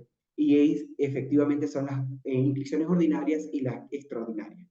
Voy a enfocarme más que todo en las extraordinarias, que fue el caso muy puntual que nos pidieron para poder un poco dar luces de cómo se ha actuado con la población que se ha encontrado dentro de nuestro territorio. Es importante mencionar que la Ley Orgánica de Gestión de la Identidad y Datos Civiles manifiesta que existen requisitos que se deben de cumplir muy claro cuando ha cumplido la mayoría de edad, ¿no? Y evidentemente, dentro de estos pueblos y comunidades indígenas que compartimos de manera transfronteriza, existe población que ha fallecido y no ha tenido ni siquiera un nombre, pero como también tenemos actualmente población que sigue estando sin tener ningún tipo de documento. Es allí importantísimo cómo el rol que ha jugado la Defensoría Pública basado en este acceso a la justicia, basado en atender los grupos de atención prioritaria, en el marco también de este enfoque intercultural, de cómo la Defensoría Pública, en base a este llamado, de estas necesidades, ha intervenido directamente en los territorios, ¿no? ¿Con qué? Con un enfoque legal comunitario, ¿sí? Conociendo de que los grupos, además de que tienen todas las barreras estructurales, geográficas, sociales y culturales que mayormente se encuentran en un territorio, la población aguam, que hasta el tema de comunicación, la institucionalidad, eran barreras estructurales. Entonces, empezamos a hacer misiones en territorios que conllevó el levantamiento, primero que nada, de la información. Posteriormente, de ese levantamiento de la información, conllevó a que pudiéramos nosotros generar intervenciones de manera integral y complementaria, ¿no? Es importante que cuando hablamos de identidad, lo dice claramente nuestra Carta Magna, en su artículo 66, numeral 28, y es que evidentemente el derecho a la identidad personal y colectiva, que incluye más allá de tener nombres, apellidos, deben ser responsabilidad del Estado. Y efectivamente, en ese marco de la Defensoría Pública, en este mandato que tiene, fuimos los primeros en poder hacer este levantamiento de información conjuntamente con el Registro Civil, para que se pudiera hoy tener una intervención más integral de otros actores al territorio, como el Consulado de Colombia, Registro Civil, Ministerio de Relaciones Exteriores a través de su par de Ipiales, el Consulado de Ipiales, la Registraduría de Colombia, y eso ha conllevado que hoy ya sean visibles, por lo menos, esta necesidad, ¿no? Es importante también que esta población ha tenido o tiene como históricamente, tradicionalmente, no han conocido sobre los procesos, mayormente tenían fe de bautismo que los presentaban ante las autoridades, y en su momento esas fe de bautismo, cuando no existía la registraduría, tenían un carácter de existencia para acreditar el tema civil, el Estado civil. En ese sentido, todo eso ha conllevado que la precarización también y la falta de institucionalización de procesos que existieran, o a su vez el engaño o gente inescrupulosa que hacía intervenciones en los territorios, hacían doble registro, ¿ok? Es decir, que las personas estaban registradas tanto en Colombia como en el Estado ecuatoriano, ¿no? Donde evidentemente la inscripción de nacimiento se hace una única vez. Evidentemente el proceso de la inscripción de nacimiento es en el lugar donde se nace, y posteriormente allí se hace el tema del reconocimiento de nacionalidad, ¿no? Entonces es importante separar que el doble registro no es legal, es un procedimiento totalmente fraudulento, y que así sea por error, es fraude para el Estado. Siempre va a prevalecer el primero, el originario, el que primero se haga, esa es la nacionalidad originaria. Es importante también destacar que esta población que tiene doble registro, cuando se determina que la originaria es Ecuador, en el Estado colombiano se tiene que iniciar el proceso a través único y exclusivamente vía judicial, ¿ok? Entonces, ¿y por qué vía judicial? Porque a través del juez se va a determinar que la persona no tiene o no puede quedar sin una nacionalidad, y justifican o hacen el descargo como medio probatorio que ya su originaria y la primera fue ecuatoriana. O viceversa, cuando se determina que hay un doble registro, pero la nacionalidad originaria es la colombiana, nosotros acá inmediatamente a través del Ministerio de Relaciones Exteriores y con un acto administrativo que se hace a nivel interno del registro civil, se procede a hacer la anulación del carácter de ciudadanía, y se hace una intervención inmediata con una categoría o alternativa de regularización migratoria con una visa, ¿okay? Que mayormente como son población colombiana, se otorga directamente la visa Mercosur. Con eso se subsana el doble registro o la doble nacionalidad, pero también hemos tenido casos que más allá del doble registro fue un error de cómo se llevó a cabo el doble registro, ya que evidentemente por ser una comunidad transfronteriza, tienen vínculos jurídicos y políticos también con el hermano país, que ha conllevado que la persona sí ha sido o ha sido procreado de padre o madre ecuatoriano, inmediatamente se haría lo que se conoce como reconocimiento de nacionalidad de hijo nacido en el exterior. Ese procedimiento sí tiene un costo, que únicamente el requisito es presentar la partida de nacimiento, el registro civil de nacimiento, como se conoce en Colombia, de apostillado, donde manifieste que es de madre o de padre ecuatoriano, y de allí, no importa que no tenga cédula, no importa que haya fallecido, basta que en su acta de nacimiento, su registro civil de nacimiento, conste. Y allí inmediatamente se hace lo que, o se actualiza, o a su vez se realiza la inscripción o el reconocimiento de nacionalidad, pero reconociendo el jus sanguinis, ya que por el jus soli no entraría, porque es de nacimiento inmediatamente al ser el jus sanguinis, ¿no? reconoce evidentemente el Ecuador los dos mecanismos. Sin embargo, es importante que se conozca que el reconocimiento se hace inmediato y se hace solo en las oficinas de Quito, Guayaquil o Cuenca. Son las únicas que están habilitadas para hacer reconocimiento de hijos nacidos en el exterior cuando no se hace en los consulados respectivos, ¿no? Y se le otorga un número de cédula si no ha tenido nunca, de acuerdo al país asignado el número consular. ¿Ok?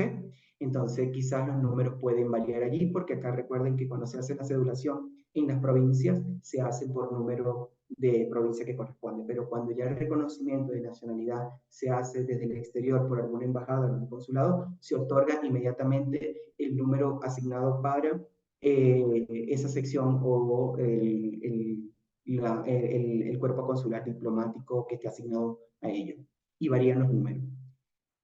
Por otro lado, comentarles que efectivamente quiero explicarle o mostrarle, ¿no? Cómo fuimos de una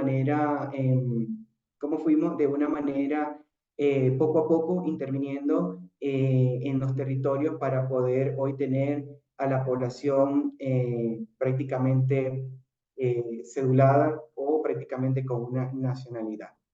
Voy a mostrarle unos formatos que, bueno, no están con nombres completos y con firmas y sellos por temas de confidencialidad. De igual forma lo hice para solo efectos de formación académica.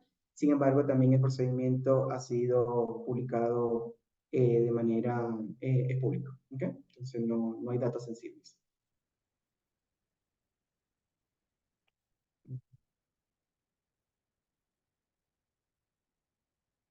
Bien, justamente en cuanto a las inscripciones tardías, es importante destacar que el procedimiento evidentemente se hace vía judicial y el procedimiento corresponde a un proceso ordinario, ¿no? Se deberá de cumplir las formalidades de ley que existen para el tema, de acuerdo al COGEN, su artículo 289, y también el tema de los requisitos que debe cumplir una demanda. ¿Ok? El procedimiento se hace evidentemente vía judicial. Nosotros a nivel de con experiencia que hemos tenido en territorio, que al final hemos hecho brigadas prácticamente integrales, donde hemos contado con la presencia del consulado, ya que el consulado de Colombia, si bien el proceso que deviene realmente para la inscripción de tardía no hace como requisito que tengamos un documento previo. Los jueces acá lo han manifestado, ya que al ser una inscripción tardía se debe cerciorar que no exista o no tenga otra nacionalidad. ¿Okay? Entonces, justamente acá les comentaba de que dentro de ello teníamos la declaración voluntaria, donde luego se traslada a un juramento donde están prácticamente los antecedentes del país de origen o realmente los antecedentes biológicos, o también un tema si ya tienen algún nombre donde la persona se dice identificar en la comunidad. Ese es el primer levantamiento que hace el Registro Civil del Ecuador para buscar dentro de sus bases de datos, directamente dentro de sus archivos, tanto digitales como físicos, que reposan también en la ciudad de Quito, que la persona con esos nombres no se identifique, o con los nombres de sus presuntos progenitores no esté dentro de la base de datos del Estado ecuatoriano. Evidentemente, lo que se busca con ello es tener el documento llamado especie, que se conoce como la razón de la inscripción. Ese es el primer requisito para hablar de la inscripción tardía de personas adultas, ¿no? Ya que ello lo que va a generar es evidentemente que a nivel vía judicial el juez, con todos los medios probatorios que se presenten en audiencia única, él pueda tomar la decisión. Y uno de los documentos que predominan es la razón de no existencia por parte del registro civil. Sin embargo, es importante también que se conozca que el Estado ecuatoriano tiene memos de entendimiento con la Comunidad Andina de Naciones, en particular también con Colombia y Perú, donde se tiene desde los diferentes registros o la registraduría o los órganos rector que llevan la identificación en cada país para constatar la información, ¿no?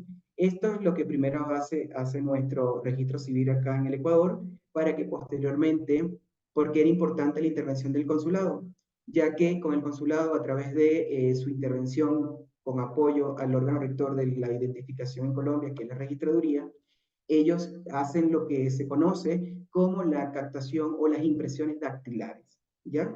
Si se dan cuenta, en nuestro formulario, cuando se levanta la información, se levanta la información netamente de datos más no biodata como si lo tiene Colombia, ¿no? En ese sentido, ahí está, le puedo mostrar el formulario, que es básicamente el que va a recabar el consentimiento, y luego por la parte de atrás está la foto que se toma, porque se lleva hasta para buscar datos con fotografía, y tenemos todas las impresiones dactilares de sus huellas, ¿no? Las impresiones de huellas para buscarlo. Ese proceso solo se tramita en Bogotá, y lleva su tiempo alrededor para que nos pueda responder Bogotá. Eso era una de las cosas que se estaba pidiendo, que dentro de la articulación binacional se pudiera agilizar, ya que es el proceso que lleva el registro civil de datos en aquellos formatos, o de esa razón de no existencia, que es la especie valorada, prácticamente se lleva 2 semanas, mientras que en Colombia el proceso puede tardar de 9 a 12 meses, solo para que nos puedan revisar en la base de datos si existen o no existen. Y efectivamente, si ustedes ven el tercer documento, es donde la registraduría se pronuncia y dice si la persona está positiva o negativa dentro de su registro. Evidentemente, ¿por qué se pide esto? Porque muchísimos de los casos que hemos atendido, que son alrededor de casi 600 casos de intervención de manera integral con población agua, se ha podido identificar que también la población ha estado ya inscrita previamente en Colombia. Y esto es un documento vinculante para que el Estado pueda tomar la decisión, el juez pueda tomar la decisión de otorgar la nacionalidad. Hemos tenido casos donde la registraduría nos devuelve el documento y dice, sí, si está inscrito, estos son sus progenitores, por lo tanto ya no hablamos de inscripción tardía, sino que hablamos de una alternativa de regularización migratoria si la persona decide estar acá en el territorio ecuatoriano. Y el último documento que pueden ver es una autenticación del señor cónsul que nos acredita o que está acreditado acá, y que nos da a nosotros la facultad de presentar este documento de carácter vinculante y que ha cumplido los estándares de validación internacional. Recordemos que la apostilla, pero también las firmas o rúbricas del personal cuerpo diplomático o consular que está acreditado tiene esa misma validez. En ese sentido, es importante que se conozca que ese documento prácticamente en Colombia, aunque es demoroso, es totalmente gratuito, mientras que en Ecuador, desde obtener la razón de no existencia, esa especie valorada tiene costo, como también el tema de la inscripción respectiva. En el Estado colombiano, con el apoyo del consulado, hacemos que no se apostille cada documento y es gratuito. Entonces, ahí les mostraba, por eso que no quise tapar la información, para que se pudiera ver y denotar la información que realmente toma en cuenta el juez al momento de hacer su decisión. El proceso, luego que ya cumplimos, se califica la demanda de acuerdo a la agenda procesal de acá, básicamente se saca el proceso en máximo 2 meses. Entonces, tenemos ese proceso. Como buena práctica, que quiero comentarles sobre los casos que hemos identificado, que hemos logrado dar respuesta a las inscripciones tardías cuando estas personas no tienen absolutamente nada. Ha sido también un llamado para el Estado colombiano, donde nos manifestaban que dentro del gabinete binacional que se realizaba, querían generar una hoja de ruta de cómo nosotros tendríamos los casos, y justamente se le manifestaba que fue la Defensoría Pública del Ecuador quien llevó o que han llevado prácticamente esta atención y manejo de casos con esta población altamente vulnerable.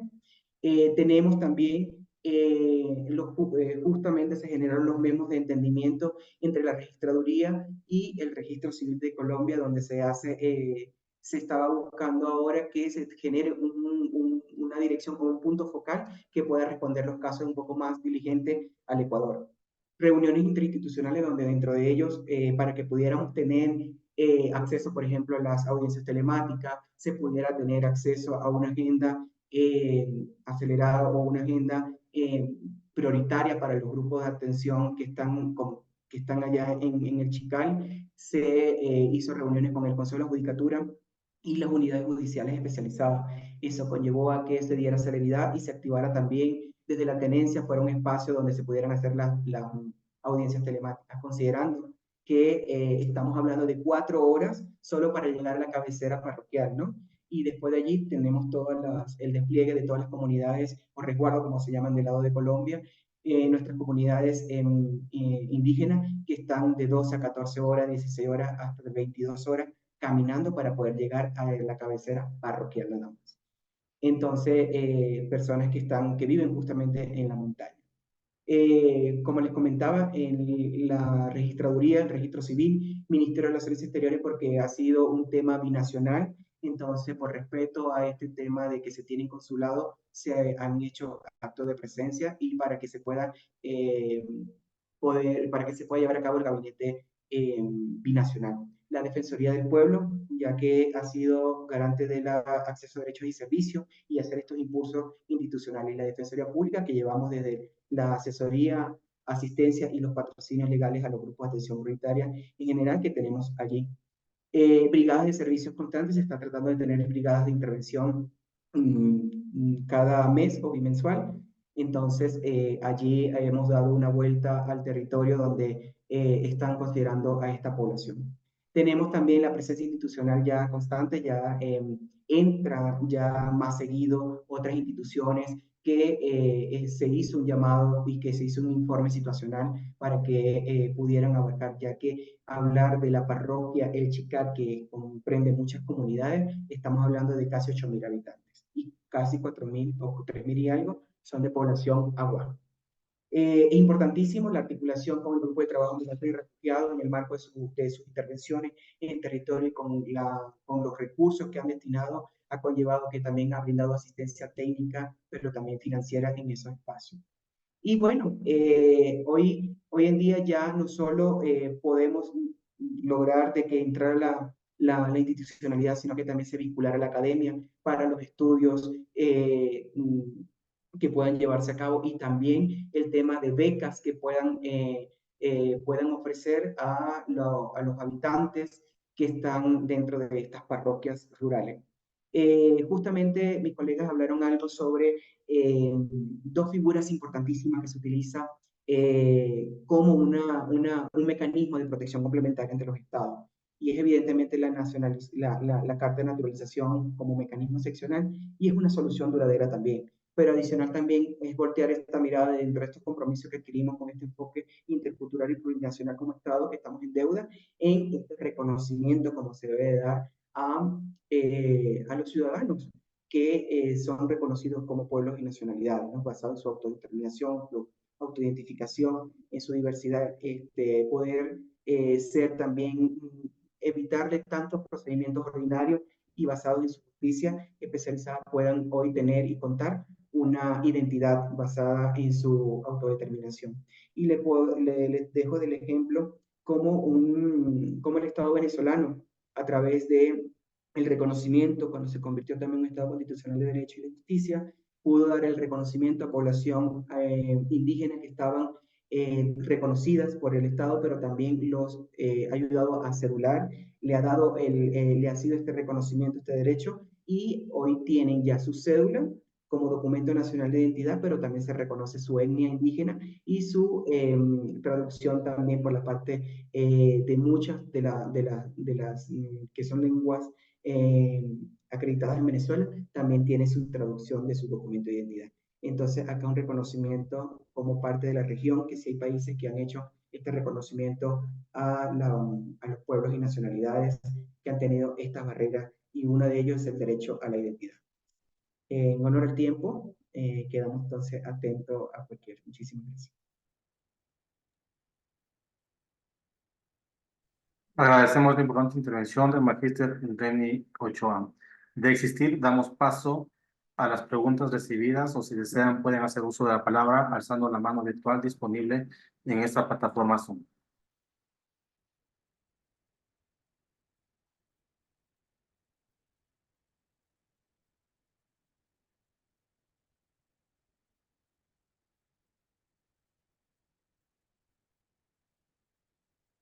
A ver, tenemos una pregunta que dice, no sé si tal vez Pedrito nos ayuda. ¿Cuál es el rol del ACNUR ante el problema de la apatridia?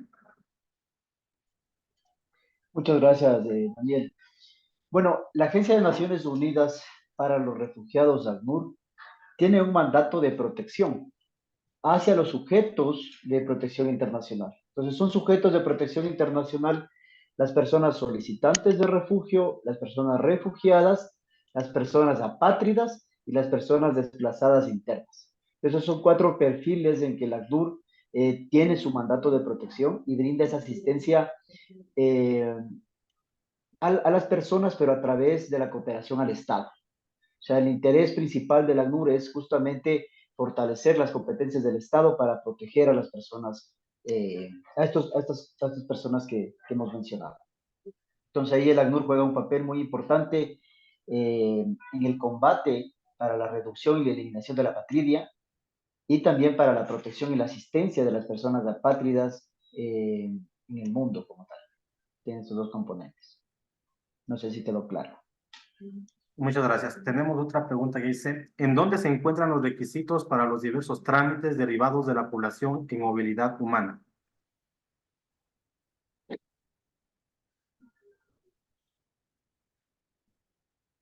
Bueno, ahí específicamente todos los trámites de regularización y de acceso a la nacionalidad y de la población en situación de movilidad humana está en la Ley Orgánica de Movilidad Humana como tal. Ahí se encuentran todas las categorías migratorias. En sí, el procedimiento de determinación de la condición de apatridia también está dentro del artículo 103 de la Ley Orgánica de Movilidad Humana. Igualmente tiene sus garantías del debido proceso, como lo mencionaba en su presentación la abogada Virginia. Ese es, digamos, como que el paraguas del marco nacional del procedimiento de esos trámites como tal. Muchas gracias. Otra pregunta que dice, ¿quién se encarga de la instrucción del procedimiento del Estatuto de Apátrida?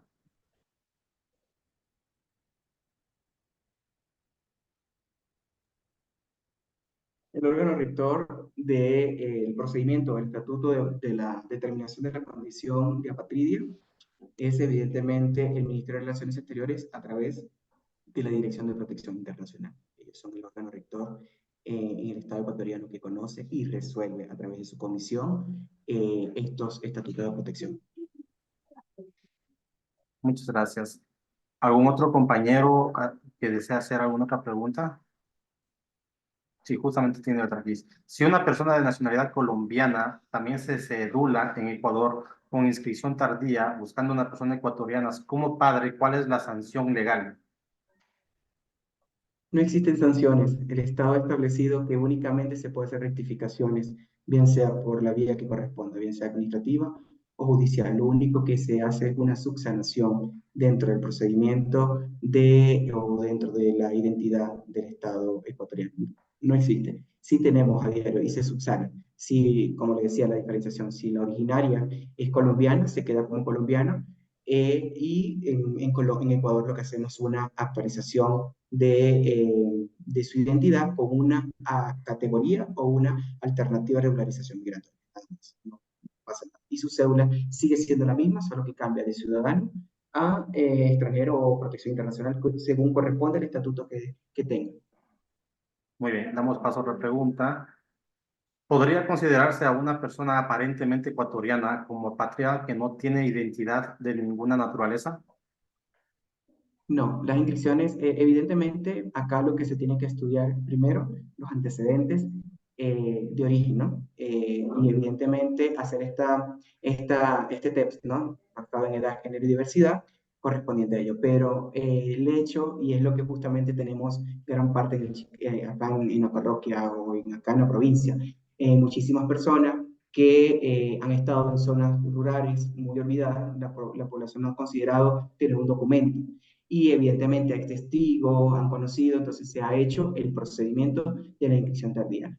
Hay un riesgo alto de apatría, sí, porque no tenemos una documentación. Sin embargo, per se, el Estado ecuatoriano no te está poniendo una barrera o negando o quitándote tu nacionalidad. Solamente es un procedimiento que se tiene que realizar, al menos que se determine que exista otro tipo de nacionalidad donde el Estado pueda demostrarlo, pero es un riesgo alto de apatría nada más. Bien, muchas gracias. Bien, de esta manera, a nombre de la Escuela Defensorial, en coordinación con la Dirección de Gestión Defensorial de la Defensoría Pública del Ecuador, agradecemos a las autoridades presentes, a los facilitadores del día de hoy y demás asistentes por su importante participación en esta jornada de aprendizaje. Buenas tardes con todas y todos. Muchas gracias. Muchas Gracias. gracias.